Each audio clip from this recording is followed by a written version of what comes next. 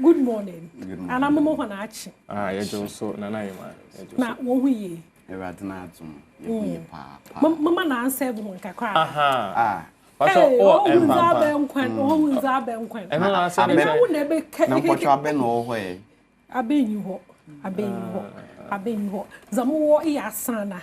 My son was so bolonso. And a limousine so on say ya na kick room.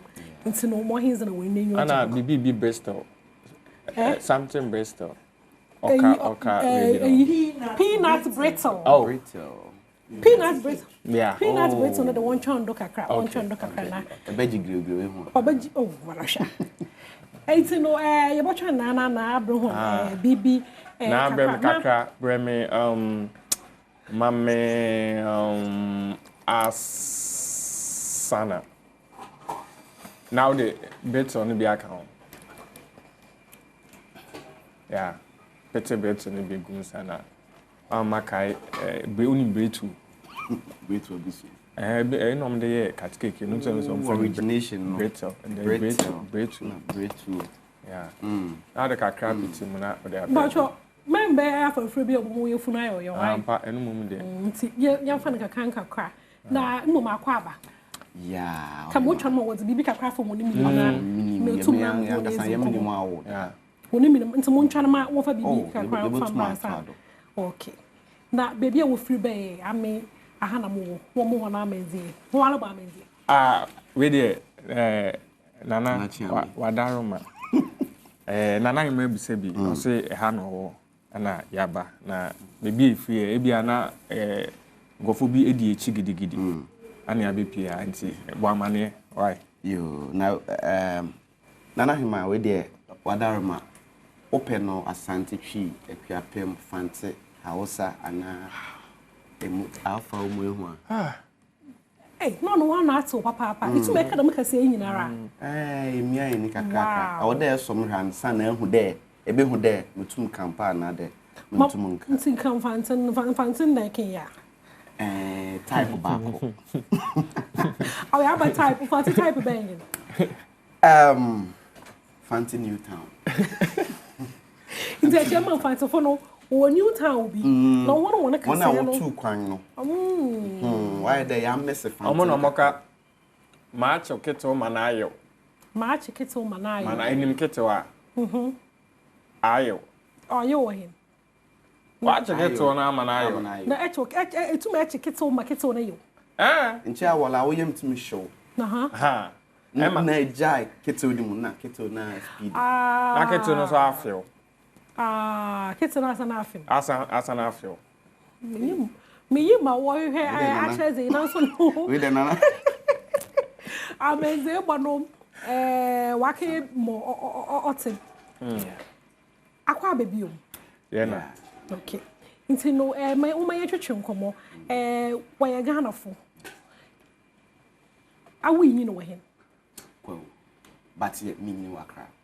Hey, you know East Easy one da. Yeah. Ko we be ko kroma.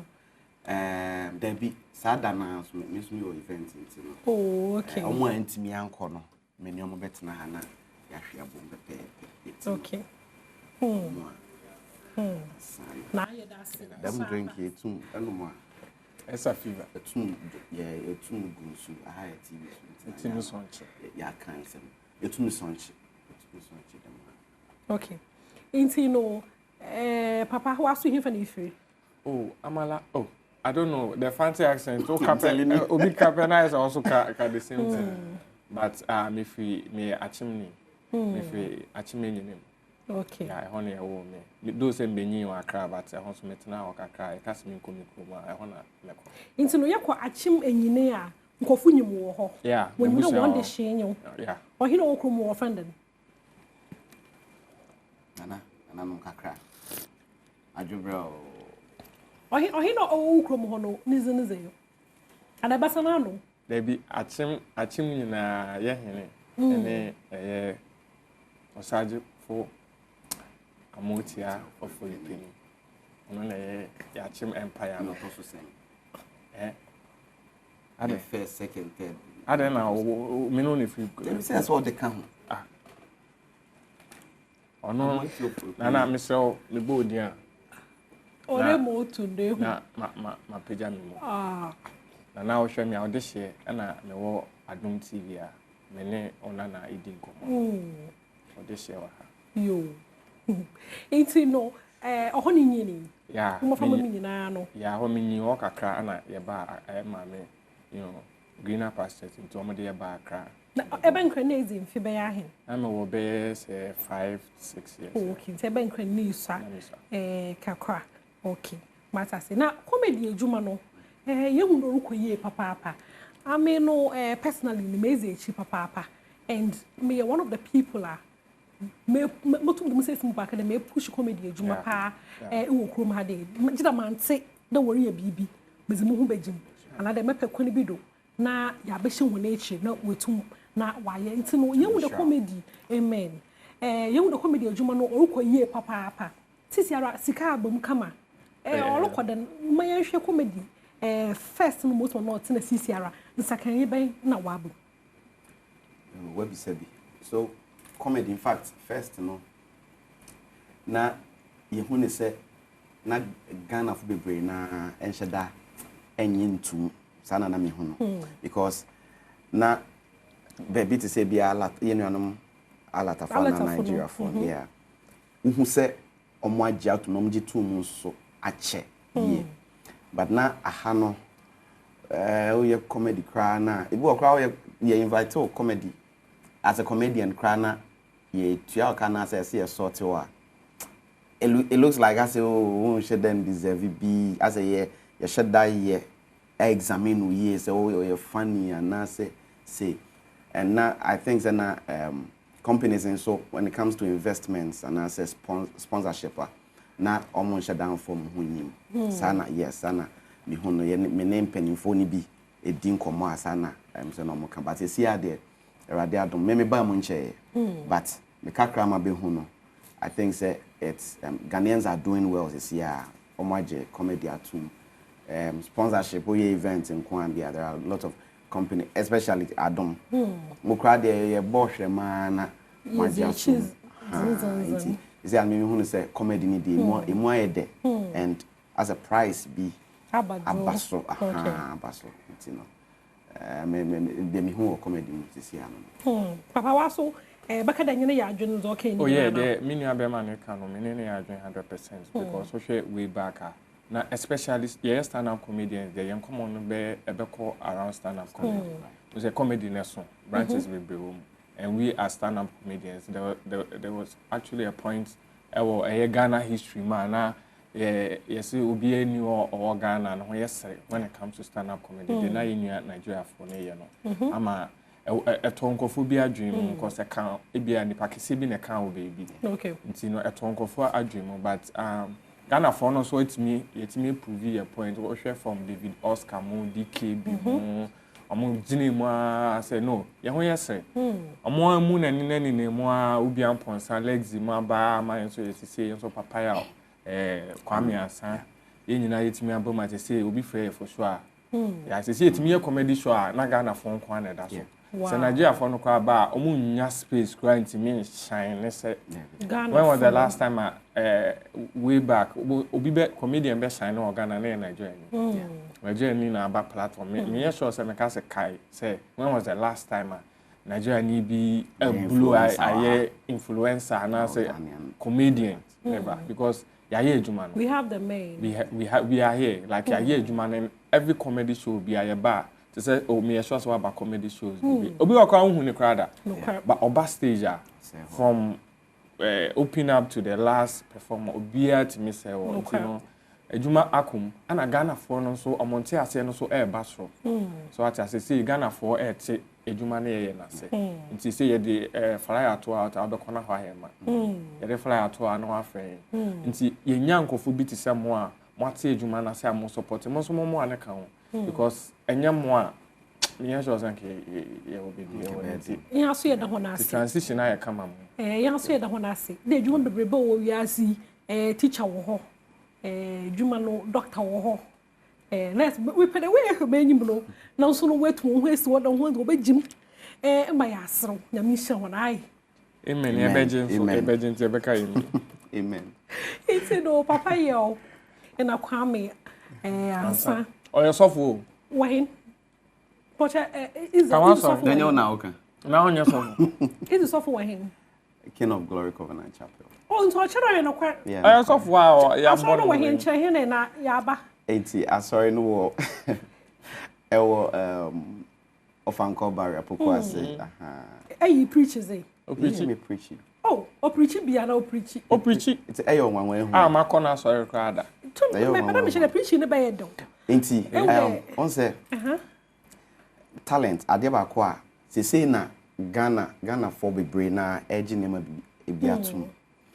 Edu ba bi ase oya software ase ense say oya adwuma. As a full time but then fathers no preachy say you must work as a pastor. And before calling bebano na gift to her na talent to her me na ma sorry them preach na for stress na mama sorry Bible say laughter is medicine to the soul. Okay. Laughter is medicine to the soul. Into now, the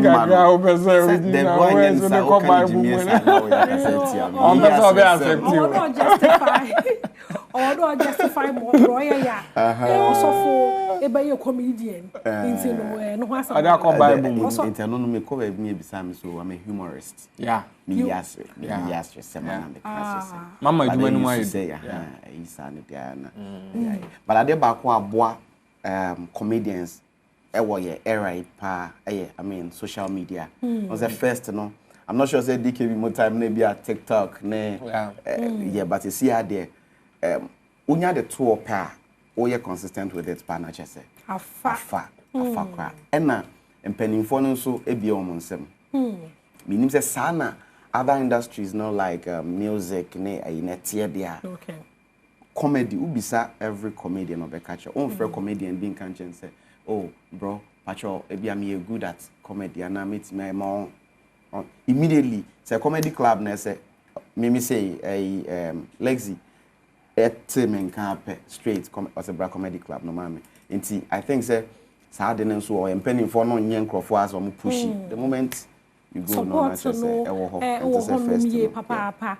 Now, what it's in days, Mamma, Bibi Hakwa, my Yanashafo.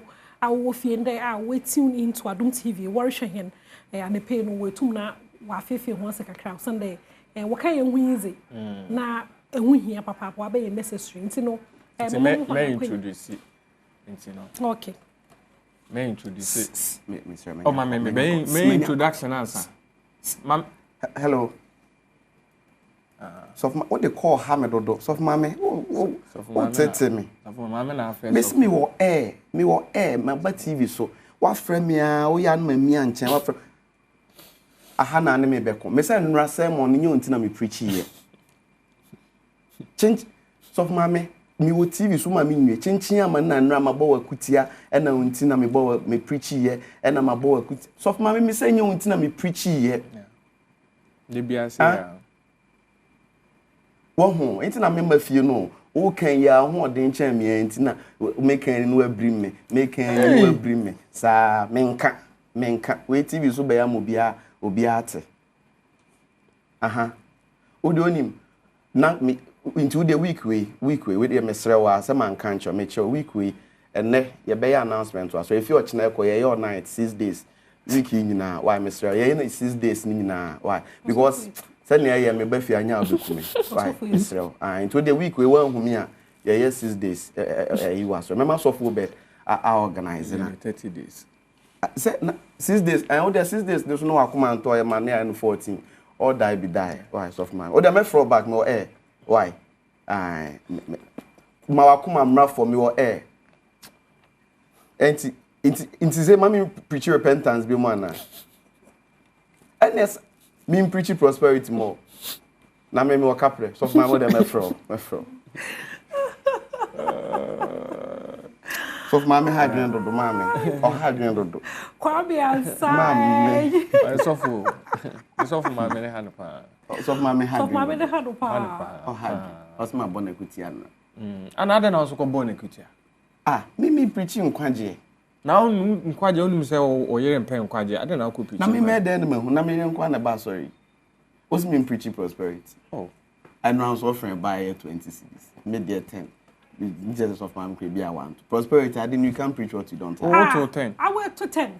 And I told man also. Then I mean a man preaches prosperity. 20 cities. And I want to say to 10 cities. 10 cities. Into 10. One or to 10. It's me. I know Christ me business of my members near saying. Oh, comedy day. Your members near bears be a bear 7. And on your Bankunyan DM say bear 150. Members near 7. And I know man I advert. Now go for banana. Now we dear. Jenny, you boy. We dear. And you cry. What to me charge on the 20 garden? No, was a preach prosperity. So I catch on that 2 hour dog. Most and cat then on Kawa preach prosperity no. Nanka on de be our car. Bus of mammy no a good was a beer. Mecca say beer say, Subain be our done a do fee. And you try outside preaching and before. So, Uncle some pacan. Church room. Yeah. Church room, any markets, before. Debbie, send your You say no, meaning what would you maybe be our Bado? Yeah. And one can want some kind of but maybe can also come be. Oh, your introduction. I say, we show no. Okay. Auntie, Yami Adom, Easter Bay. Say, we will call the Adom for net the buy, what's media monam the buy. Name me a call news menko. Minion more moon to me in corner. Easter Sunday, and you 4 p.m. Yeah, comedy show. Me yes suffering today mixed with praise and worship. So, auntie, yeah, Paris Chapel, Joel. Obie ni Paris Chapel, Joel. Na me can't baby, you patch on my camera and way. Yeah, my hair as an array is I. Me patch on na san around camera ni ho. Me patch on Nyame Adom on the 20th of April. 20th Easter Sunday and you 4 p.m. Paris Chapel Joel. A high laugh experience. And yeah, high life as in life and you high laughter serious. No way creative power. Yeah. What's in the high life? The way I what to one show season. Very creatively. Yeah. Hey, what has the power? I don't know. High laugh experience. Flyer don't know that to do details in ara what do that's all about the war. Paris Chapel. Abada. Joel. Yeah, Jinasaria.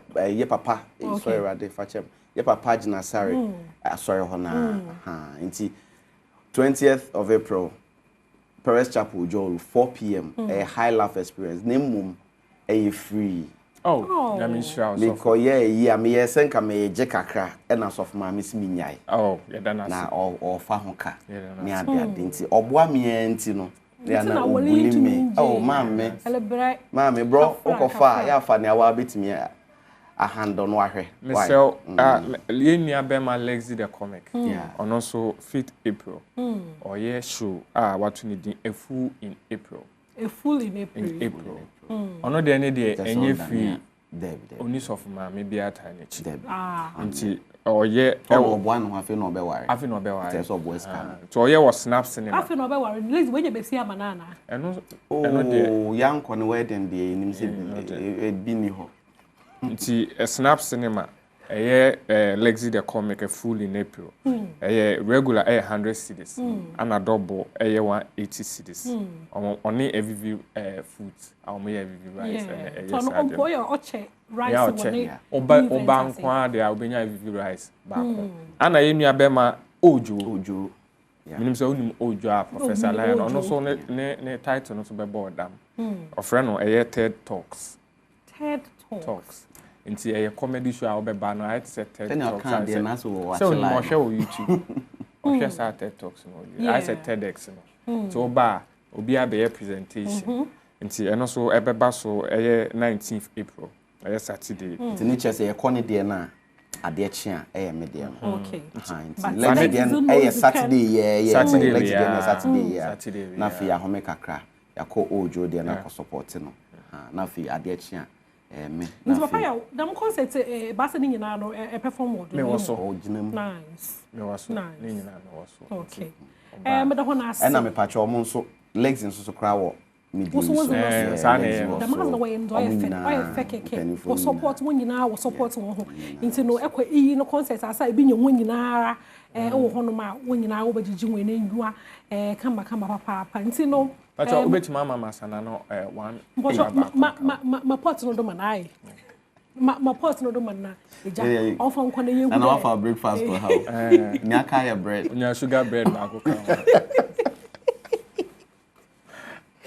we reason be a sugar bread till a sugar bread abodo la more reason who reason you that ben pese menum ya me de I know it okay I'm patronizing I expect something different it's no busia aso some or you just some ways but some is my hand and pay Ghana yana nyama ya wo yana bakosam na the yam pade able to egu ni nyinara no yes a bro Adom TV do an pay many way free no if you had de kwame ansa na papa ya wo na me wona atena se atwetwe nkomo wo chirima wo concert inti no bo mozinara na kokko support mo nati na wontum na wonya kakra mfontum wo mbotum na asofuzi no onkoye we bi no on side pente Ghana offer ne say soromba wanya aze sofo combazin tino sofo was comedy afom edwuma no ho bibiara ba yeka mate sofo amen ya me ba yate amen why it's no bezo komo yi botcher hade na so no monkwai ama na bompa ye bo mu abo meze onkomondo botcher ha ba mo so lonkwai kra wagashi funu so ha fe de obabo join them ma ya sa na ya twetwe nkomo nti no so fa yeru kwe fa yesha nyame nanse nti we dey men can be answer na me last words what my anka was there last words count last words papa you last words my last words oh me last words say yeah be na fa wi oh so be bompa ye ya da obi bia ase omo a omo support Ghana comedy nyina ya da obi bia ase na ye nuanom muslim fo so ye ka mo ho nyame enka mo ala bless obia amen aseda kese enkoma KS electricals ana Benjamin Cargo that's Miss me do bia ase obia osomas no bia waboa me dama boa fo ase kakra bi omo asomas na support me Gemet natural deodorant me dama se bebre